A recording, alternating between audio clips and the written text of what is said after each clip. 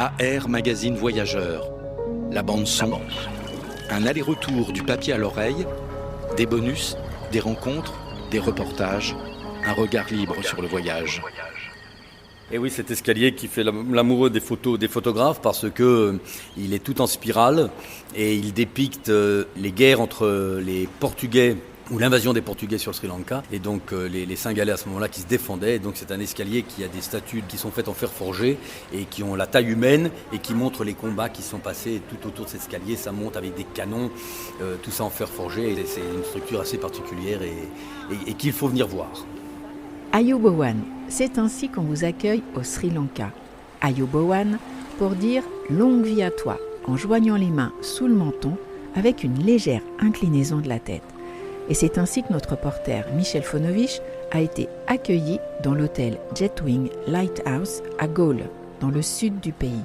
Il est avec Jérôme Oviti. C'est le directeur des opérations du groupe Jetwing qui compte pas moins de 36 hôtels sur toute l'île. Mais celui de Galle a une histoire pas banale. Entretien dans le bar des Blasons avec l'océan qui s'agite dans le fond. Ce qu'il a de particulier, c'est que c'est un hôtel qui a été construit par l'architecte qui s'appelle Jeffrey Bawa, qui est l'architecte de référence du Sri Lanka, qui était le premier à construire des hôtels assez particuliers, qui se marient beaucoup avec la nature, des espaces très très très très ouverts, ce qui permet de créer des courants d'air dans un pays où il fait quand même assez chaud, utilisant aussi les rochers ou les espaces naturels et les verdures. Et c'est un hôtel qui a été construit il y a 22 ans, a priori qui ne devait pas fonctionner parce que c'était pas une destination à cette époque-là, et aujourd'hui c'est peut-être certainement un des premiers hôtels du pays, et la destination de Galle, là où il est situé, a pris énormément de valeur, et donc un hôtel qui tourne très très bien et avec une architecture très très particulière. Je suis Sandrine Mercier, rédactrice en chef de AR Magazine, et dans le numéro 61, actuellement en vente, avec la couve sur Alula en Arabie Saoudite, tu peux lire l'article sur le Sri Lanka, île de beauté. On compare souvent cette île à une émeraude suspendue au cou du sous-continent indien. Alors on est allé examiner de plus près le précieux bijou. Pour ne rien rater de la série Aller-retour, abonne-toi sur Castbox ou Apple Podcast. Et si tu as aimé, merci de laisser un commentaire ou une bonne note. Ça nous fait toujours plaisir et retrouve-nous aussi sur Spotify. Alors bien sûr, on entend parler de la crise bien réelle que traverse le Sri Lanka aujourd'hui.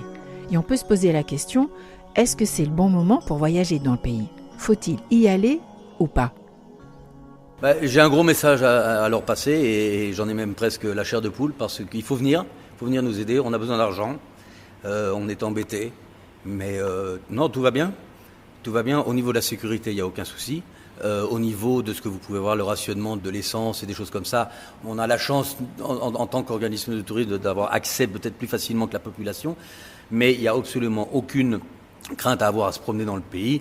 Je crois que vous en êtes, Michel, vous-même, vous en avez fait l'expérience et il n'y a absolument aucun problème. Et par contre, on a besoin d'aide, on a besoin que des euros et des dollars viennent dans le pays pour pouvoir continuer à exister et à vivre et à supporter les populations locales qui, elles, en effet, souffrent un petit peu. Oui. Pour sillonner l'île pendant le reportage, Michel Fonovich et son photographe Jérémy Suiker passaient leur nuit dans les hôtels du groupe Jetwing. Ils ont pu constater qu'il perpétue les ambitions de son fondateur dans les domaines de l'écologie, du développement durable et du soutien aux communautés locales. Partout, des panneaux solaires et un traitement des eaux. Par exemple, quelque chose que je trouve très intéressant, c'est qu'on a un hôtel où on prend l'eau de la mer. Une fois que l'eau a été amenée, elle passe par un plan de désalinisation qui s'appelle le Waterboy. Et une fois que ça s'est fait, toute l'eau va aller alimenter l'hôtel, que ce soit pour les salles de bain, pour les cuisines, pour l'eau potable et l'air conditionné. Et une fois que l'eau a été utilisée, elle ne sera pas donc déchargée comme elle l'est, elle passera dans un plan de traitement des eaux et elle ressortira ce qu'on appelle la grey water et pour arroser les jardins. Donc en fait de la mer vous êtes arrivé à arroser les jardins en ayant de l'eau pour toutes les activités de l'hôtel. Donc c'est un des éléments. Quand on parle du boiler, le boiler qui a son importance puisqu'il faut qu'on génère de la vapeur et pour ce faire il faut donc qu'on fasse chauffer, qu'on a un gros four. Donc on fait chauffer et ça c'est avec du bois de cinnamon. Et là une fois de plus ce qui est intéressant c'est que ce bois de cinnamon c'est un bois qui était jeté par les producteurs producteurs de cinnamon, puisqu'ils n'enlèvent que l'écorce du bois et ensuite jettent le bois. Nous, on a été les voir, on leur dit écoutez, au lieu de le jeter, on va vous le racheter. Ah bon, ils étaient vraiment très heureux puisqu'ils n'en faisaient rien. On aurait très bien pu le prendre, mais c'est pas notre philosophie non plus. C'est que si on prend quelque chose de quelqu'un, on lui donne une rémunération. Et donc on a acheté ce bois qui est très calorifique et qui nous permet donc de générer tous nos boilers avec ce bois. Donc c'est pas du charbon, c'est pas des choses, on coupe pas des arbres pour la chose. Donc vraiment on recycle et c'est l'optique de la société. Ouais.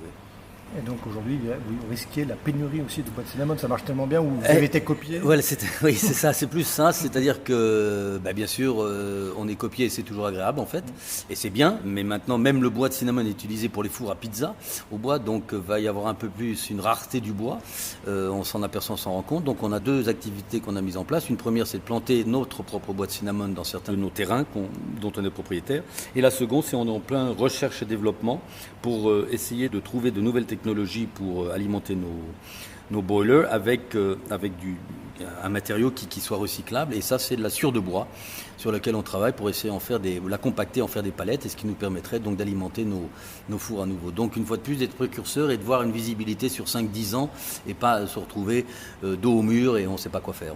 Et quand, à propos des relations avec la communauté, quand vous proposez des programmes de recrutement, vous souhaitez aussi proposer aussi à des jeunes gens une évolution, changer de carrière, enfin ne pas suivre le chemin que suivait leur père, ne pas être des pêcheurs pour la fin de leur jour. C'est une bonne question parce que, en effet, c'est un programme qu'on a mis en place depuis 15 ans, c'est-à-dire qu'on va vers, quand on construit un hôtel dans un endroit un peu isolé où on va avoir du mal à recruter, ce qu'il faut, c'est qu'on essaie d'attraper les communautés locales qui sont autour de l'hôtel. Pour ce faire, on va à l'entité religieuse du coin, alors que ce soit bouddhiste, chrétienne ou musulmane, et on parle au prêtre, disons, en lui expliquant ce qu'on est et ce qu'on fait, et lui, il va parler à ses fidèles.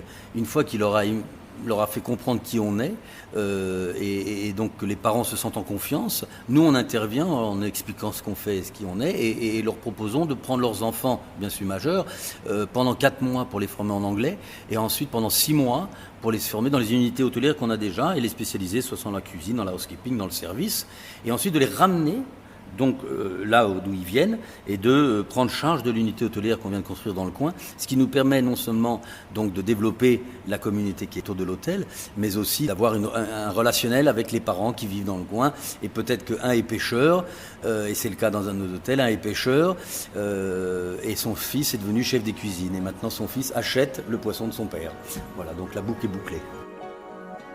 Aussi, vous avez été pionnier dans l'hôtellerie en créant des postes de naturalistes. Oui, tout à fait. Ça, vraiment, et on en est fiers. Alors maintenant, la quasi-totalité des hôtels, surtout dans les parcs animaliers, ont leurs naturalistes, bien sûr. Mais on a été vraiment très, très pionniers dans cette direction. Et donc, chaque hôtel a un naturaliste qui est au courant de la faune, de la flore, et surtout de l'environnement autour de l'hôtel, de ce qu'il y a à voir, de ce qu'il y a à faire. Alors une fois de plus, ça a été copié et c'est très bien, ça nous permet de développer le tourisme dans le pays. Mais j'ai un exemple à vous donner. Le patron qui voulait étendre un de nos hôtels où on a 30 chambres, il voulait en faire 6 de plus, et des chalets individuels répartis sur un terrain assez large, rachète un terrain, décide donc de développer 6 chalets, mais le naturaliste qui est sur place lui dit écoutez, j'ai l'impression que j'ai vu un loris. Le loris est un animal endémique au Sri Lanka, tout petit animal, c'est un lémurien, et le patron lui dit écoutez, confirmez-moi la chose et puis on en discutera. Ça a été confirmé comme quoi il était là, et donc on a arrêté tous les travaux. Et on a décidé que ce petit lémurien était chez lui et qu'il ne fallait pas le déranger. Donc le patron a eu la possibilité d'acheter un autre terrain pour développer les 6 chalets. Et depuis ce petit lémurien, il en a fait 13. Donc maintenant on en a 13 et c'est devenu un centre de visite, le Loris Conservation Center, qui est un centre de visite très apprécié non seulement par les clients de l'hôtel, mais aussi des gens qui viennent de l'extérieur. Une fois de plus, on respecte la nature et on fait ce qu'on dit. Pour retrouver l'article Sri Lanka, île de beauté, il y a le numéro 61 de AR Magazine, actuellement en vente, avec la couve sur Alula en Arabie Saoudite. Sinon, retrouve-nous sur ar-mag.fr, Insta, Twitter, Facebook et dans les kiosques, bien sûr. Pour ne rien rater de la série Aller-Retour, abonne-toi sur Podcast Addict ou Apple Podcast. Et si tu as aimé, merci de nous laisser un commentaire, ça nous fait extrêmement plaisir. Et retrouve-nous aussi sur Deezer et Spotify. À bientôt pour de nouvelles aventures.